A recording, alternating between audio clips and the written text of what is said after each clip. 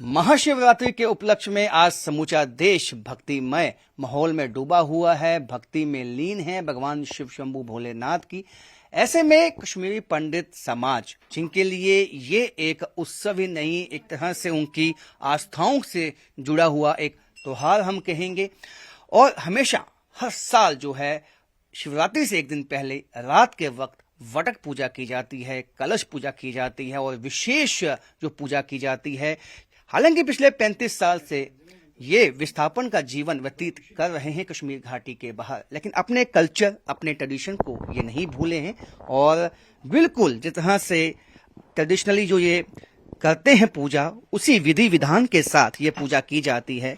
आप देख सकते हैं कि ये सामने जो कलश हैं, इसमें आपको कुछ अखरोट दिखाई देंगे, फूल हैं, चावल हैं, जो भी भगवान शिव की पूजा के लिए जो भी सामग्री होती है वो सब यहाँ पे मौजूद है।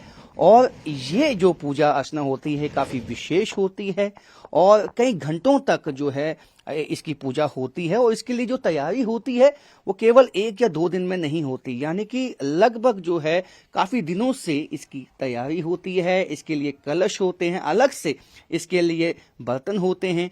तो एक विशेष पूजा का जो महत्व है वो कश्मीरी पंडित समाज के लिए आज की रात रहता है, जिसे हम वटक पूजा भी कहते हैं। और हम खुद जानेंगे इनसे। किंगसी जी, हम आपसे जानना चाहेंगे, हमने बहुत सी सामग्री यहाँ पे देखी, और इस विशेष पूजा में क्या ऐसा विशेष होता है?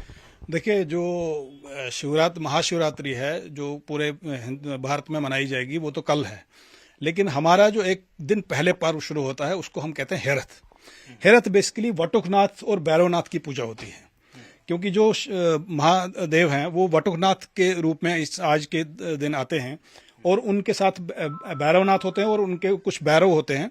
तो उसमें जो है वो स्पेशल पूजा अलग से होती है, और खास तौर से कश्मीरी पंडित समाज में ये ऐसी पूजा है कि जो कई दिनों से शुरू होती है। इसको शुरुआत अगर हम कहेंगे तो हुर उगदो उसको बोलते हैं।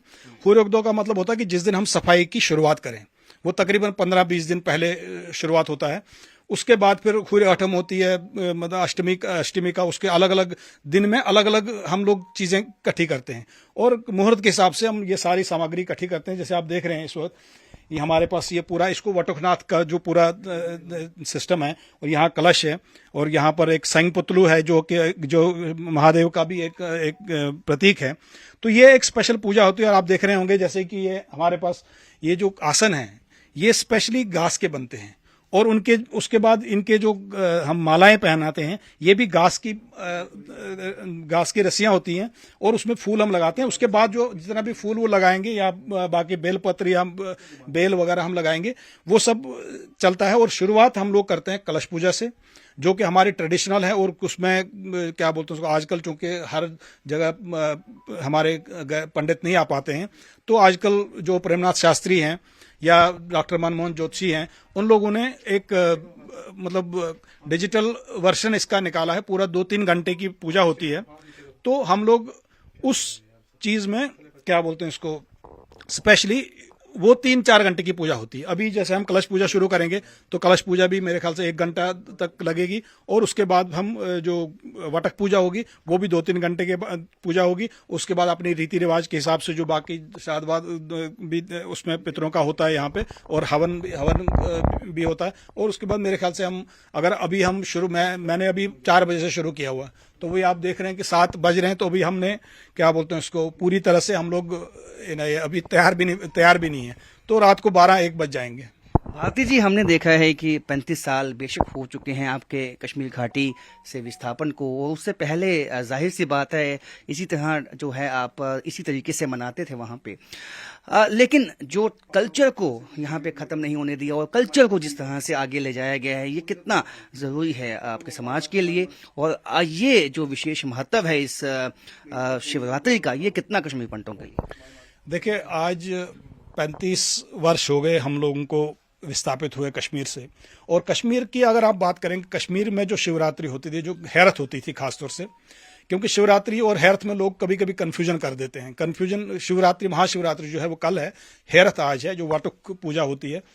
तो वहां पर कश्मीर और यहाँ का बहुत डिफरेंस है, लेकिन मैं समझता हूं कि हमारी कम्युनिटी में एक चीज है कि हम लोगों ने ट्रेडिशन इस विस्थापन के बाद भी, इतने सारी तकलीफें सहने के बाद भी आज की जनरेशन और हमारी जो आगे नेक्स्ट जनरेशन है वो भी इसको मतलब जम्मू में, भारत में या इवन यूएसए में, हर जगह मतलब पूरे विश्व में ये जो इसी हिसाब से ट्रेडिशन से ये जो हैरत है ये मनाते हैं और कोशिश ये कर रहे हैं कि जो हम लोग कश्मीर में जैसे करते थे, जिस तरह से हमारे रीति रिवाज होते थे, वो आगे बढ़ें और हमारी जो अगली जनरेशन है उसको याद रखें। जैसे आपने देखा कि हमारे बच्चे हमारे साथ बैठ के काम मतलब सीखते हैं, काम करते हैं इसमें, तो ताकि एक जो कल्चर, जो रिच कल्चर था वो कहीं खो ना जाए इस विस्थापन में, और इसको कंटिन्यू करें। आपने सही कहा। ये जो आपकी नेक्स्ट जनरेशन की बात की, तो ये हमारे साथ इनके बेटे मौजूद हैं। ये बिल्कुल ही लगभग जब तक कि 35 साल हो चुके हैं, आप ये अंदाजा लगा सकते हैं कि आफ्टर माइग्रेशन जो है ये यहाँ पे जम्मू में ही हुए हैं। तो आपने अपने पापा से जो सीखा, उन्होंने अपने पापा से सीखा, कितना आपको लगता है कि ये रिच कल्चर है और जो आप सब मिल के पूजा करते हो कितना अच्छा लगता है? आई थिंक बहुत ही रिच कल्चर है कश्मीरी पंडितों का और काफ़ी पुराना कल्चर है।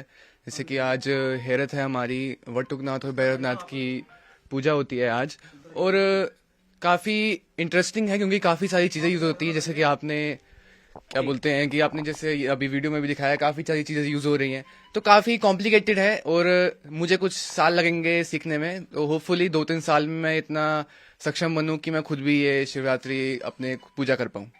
तो आप देख सकते हैं कि काफी जो है विधियां इसमें होती हैं, काफी रिचुअल्स, काफी ट्रेडिशंस हैं और जिसको कि बहुत ही ध्यान से किया जाता है। आप देख सकते हैं छोटी छोटी चीजें हैं, चावल है, अक्षत हैं और साथ में बेल पत्री है, जो बेल के पेड़ से, और नारियल है, और कलश में जिस तरह से फूल हैं, और जो उन्होंने बताया कि घास से जो है आसन बनाए जाते हैं। ये तमाम वो छोटी छोटी चीजें हैं जो कि एक ट्रेडिशन के साथ, कल्चर के साथ कश्मीरी पंडित समाज के जुड़ी हुई हैं और ये कभी इलायदा हो भी नहीं सकती हैं, क्योंकि यही एक पहचान है कश्मीरी पंडित कम्युनिटी की जो उन्होंने आज तक जिंदा रखी है। और इसी पहचान के चलते ही आज दुनिया में जहां भी कश्मीरी पंडित रहते हैं वहां पे इसी तरह आज वटुक पूजा जो है वो की जाती है। और कल महाशिवरात्रि है और कल भी ये पूजा इनकी चलती रहती है। तो ये बहुत ही एक हम कह सकते हैं कि एक मिसाल है कि जिस तरह से विस्थापन के बाद भी अपने कल्चर को जिंदा रखे हुए हैं, अपने दिल को संजोए हुए हैं,